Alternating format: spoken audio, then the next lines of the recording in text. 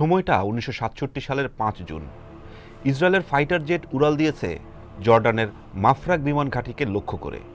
তাদের উদ্দেশ্য জর্ডানের বিমান বাহিনীকে পুরোপুরি ধ্বংস করে দেয়া। ফাইটার জেটের পাইলটদের কনফিডেন্স তখন প্রচণ্ড হাই, কারণ মাত্র ৮ ঘন্টা আগেই ইসরায়েলি বিমান বাহিনী আরবদের মাটিতে থাকা ২০০টিরই বেশি যুদ্ধবিমান ধ্বংস করেছে। তারা হয়তো ভেবেছিল জর্ডানকে শেষ করা এখন মাত্র সময়ের ব্যাপার, কিন্তু ইসরায়েল বাহিনী কল্পনাও করতে পারেনি তাদেরকে মুখোমুখি হতে হবে একজন বাঙালি পাইলটের, যিনি সাইফুল আজম। বিশ্বের ইতিহাসে সবথেকে বেশি ইসরায়েলি বিমান ধ্বংস করার রেকর্ড এখনও তার নামেই। সাথে ভূপাতিত করেছেন ভারতের যুদ্ধবিমানও। তিনি 4টি দেশের বিমান বাহিনীতে চাকরি এবং 3টি দেশের বিমান বাহিনীর হয়ে যুদ্ধে অংশগ্রহণ করেছেন। কেই সাইফুল আজম? কিভাবে ইরাক জর্ডানের হয়ে যুদ্ধ করেছেন ইসরায়েলের বিরুদ্ধে, জানাবো আজকের স্টার এক্সপ্লেন্সে।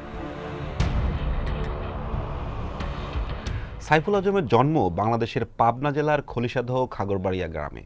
১৯৫৮ সালে তিনি ভর্তি হন পাকিস্তান এয়ারফোর্স ক্যাডেট কলেজে। 2 বছর পর ১৯৬০ সালে তিনি পাইলট অফিসার হয়ে শিক্ষা সম্পন্ন করেন। একই বছর তিনি জেনারেল ডিউটি পাইলট হিসেবে কমিশনপ্রাপ্ত হয়ে যোগ দেন পাকিস্তান বিমান বাহিনীতে। শুরু হয় তার পাইলট জীবন, সাথে নিতে থাকেন বিভিন্ন প্রশিক্ষণ। এবার একটু অন্য প্রসঙ্গে যাওয়া যাক। ২০২২ সালে মুক্তি পাওয়া টম ক্রুজের টপ গান ম্যাভরিক মুভিটা হয়তো আপনি দেখে থাকবেন। বাংলাদেশের সন্তান এই সাইফুল আজমও ছিলেন একজন টপ গান। পাইলট জীবনের শুরুতে অ্যারিজোনিয়ার আমেরিকার লুক এয়ারফোর্স বেজে F-86 সেভেজের উপর উচ্চ প্রশিক্ষণ গ্রহণ করেন তিনি। এই কোর্সে সর্বোচ্চ নাম্বার পেয়ে টপ গান হিসেবে পাশ করেন তিনি। প্রশিক্ষণ শেষে ১৯৬৩ সালে দেশে ফিরে সাইফুল আজম যোগ দেন পাকিস্তান বিমান বাহিনীর ঢাকা কেন্দ্রে। পরে তিনি প্রশিক্ষক হিসেবে নিয়োগ পান করাচির মৌরিপুরে বিমান ঘাঁটিতে। কিন্তু এরই মাঝে শুরু হয় ১৯৬৫ সালে ভারত পাকিস্তান যুদ্ধ। সাইফুল আজমকে পাকিস্তান বিমান বাহিনীর ১৭ নম্বর স্কোয়াড্রনে যুক্ত করা হয়। বিমান নিয়ে ভারতীয় বিমান বাহিনীর বিরুদ্ধে তাণ্ডব চালাতে থাকেন তিনি। ভূপাতিত করেন ভারতীয় বিমান বাহিনীর ফ্লাইট অফিসার বিজয় মায়াদেবের বিমানকে। বিজয় মায়াদেবকে যুদ্ধবন্দী হিসেবে আটক করে পাকিস্তান। আকাশে সাইফুল আজমের এই সাহসিকতার পুরস্কার হিসেবে পাকিস্তান সরকার তাকে ৩য় সর্বোচ্চ সামরিক পদক সিতারা-ই-জুরাত প্রদান করেন।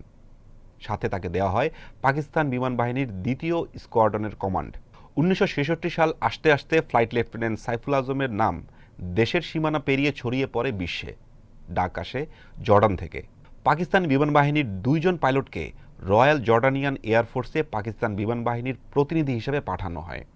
তার মাঝে একজন ছিলেন সাইফুল আজম। তাদের কাজ ছিল জর্ডানের পাইলটদের প্রশিক্ষণ দেয়া। তখন যেহেতু সাইফুল আজম জর্ডানে ছিলেন, তাই আমাদের একটু সেই সময় জর্ডানের চারপাশের রাজনৈতিক অবস্থা একটু বোঝা দরকার। সেই সময় মধ্যপ্রাচ্যের উত্তেজনা চরমে। একদিকে মিশর, সিরিয়া, জর্ডান, অন্যদিকে ইসরায়েল। সীমান্তে ছোটখাটো সামরিক সংঘাত চলছিল এবং আরব দেশগুলোর সাথে ইসরায়েলের রাজনৈতিক দ্বন্দ্ব তীব্র থেকে তীব্রতর হচ্ছিল। ৫ জুন ১৯৬৭ শুরু হয় আরব ইসরায়েল মধ্যকার তৃতীয় যুদ্ধ, যেটা ৬ দিনের যুদ্ধ নামেও পরিচিত।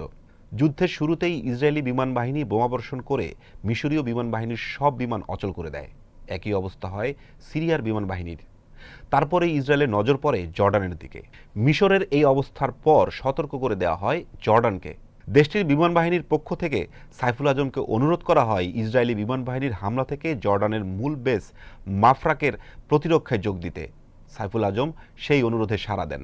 ইতিহাসবিদ ও সাবেক এয়ার কমোডোর কাইসার তুফাইল তার great air battles of Pakistan air force বইয়ে লিখেছেন, সাইফুল আজম জর্ডানের মাফরাক বিমান ঘাঁটি থেকে লেফটেন্যান্ট এহসান শারদুমকে নিয়ে হান্টার বিমান দিয়ে টেক অফ করেন। তার পিছনে জর্ডানের অন্যান্য হান্টার বিমানগুলো উঠতে থাকে।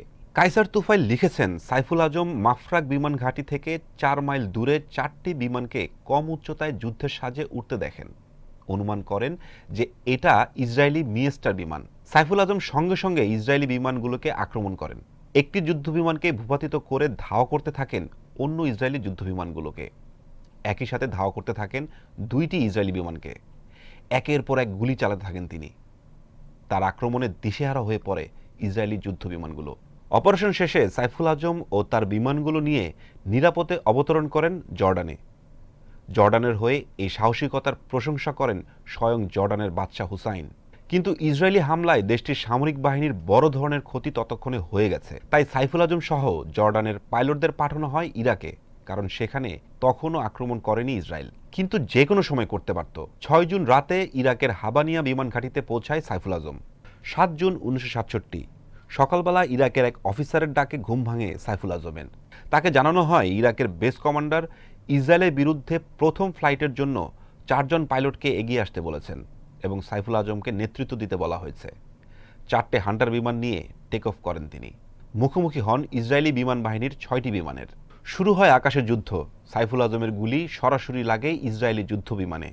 সাইফুল আজম তাণ্ডব চালাতে থাকেন ইসরায়েলের বিমান বাহিনীর বিরুদ্ধে। দিশেহারা হয়ে পড়ে যুদ্ধ বিমানগুলো। সেদিন 2টি ইসরায়েলি যুদ্ধ বিমান ভূপাতিত করেছিলেন তিনি। বাধার মুখে ফিরে যেতে বাধ্য হয় ইসরায়েলি যুদ্ধ বিমানগুলো। এই সফল অভিযানের পর ইরাকের মাটিতে যখন বিমান নিয়ে ল্যান্ড করেন সাইফুল আজম, তখন শুরু হয় উদযাপন, স্লোগান। 6 দিনের যুদ্ধে ইসরায়েলি বিমান বাহিনীর অসংখ্য সাফল্য অর্জন করলেও ইরাকের এই অভিযানের পর তীব্র সমালোচনার মুখে পড়ে, যার পেছনে ছিলেন একজন বাঙালি পাইলট।